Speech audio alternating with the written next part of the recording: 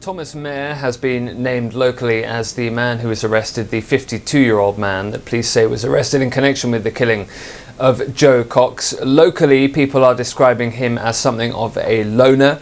They are also suggesting that he had had mental health issues throughout his life as well. There are a couple of mentions of him in local media up in Yorkshire in the north of England, even at times discussing his own battle against mental health issues.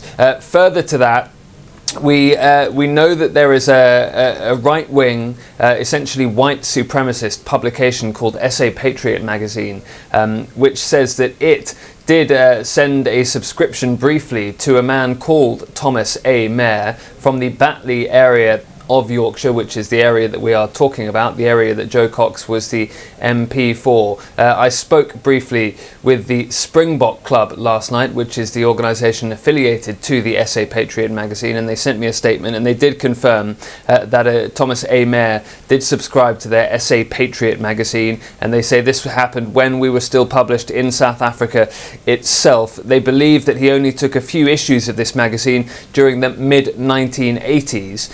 It's now published in the UK. It doesn't get any attention here, really. It's not a credible publication. It's not widely known about. SA Patriot magazine told me that they did try and re-establish contact with this Thomas A. Mair at times in recent history, but they have not been able to. They say they haven't heard from him since the mid-1980s. So certainly that will be one area that police will be looking into, whether this is the same Thomas Mair and whether the interest in that white supremacist pro-apartheid publication and organisation may have fed into his political thinking.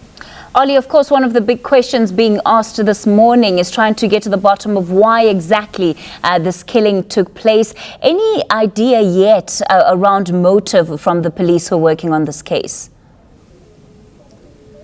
Not from the police themselves. They are being very circumspect on all of this so far and not willing to speculate and not give us any details in terms of possible motive at the moment. They say they're trying to establish that motive. There are a couple of lines of inquiry, though, that we know that they will be following up. We know that there is at least one eyewitness who has suggested that the man suspected of the attack shouted "Britain first" while it was taking place. Now, Britain First is a right-wing political organisation here in the UK. Again, very small, doesn't make a major impact at elections or at polls here in the UK, but it is in existence. It is anti-European Union, it is anti-immigration, and many believe that it is simply a racist organisation. So police certainly will be looking into whether that was indeed shouted at the scene of the crime. Other eyewitnesses have suggested they didn't hear those words, so certainly won't be the only line of investigation. Other eyewitnesses have suggested it looked like Joe Cox may have been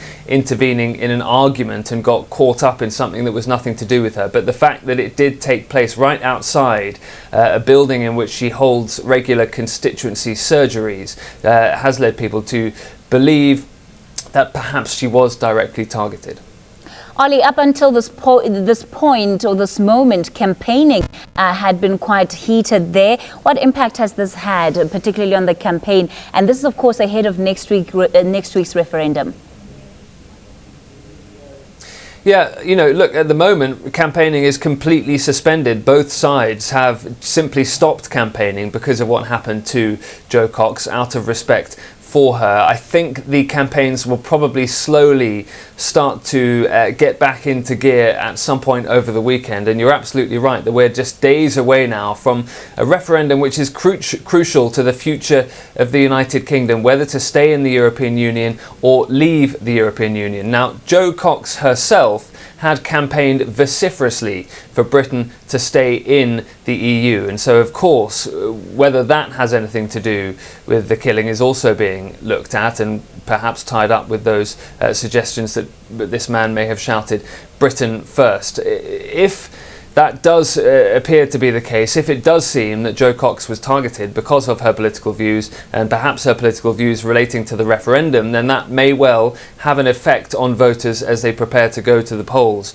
on Thursday. We have been expecting this to be very close indeed, and in fact in recent days those wanting Britain to leave the European Union have appeared to be ahead in polling. We're taking all of that polling with a pinch of salt, but I have to say no one really knows how the killing of Jo Cox will affect the campaign in the last days of it, and no one really knows yet whether her position in that campaign may have had something to do with her death. Very briefly, Ollie, how are the officials responding to the threat that MPs now also feel that they're under?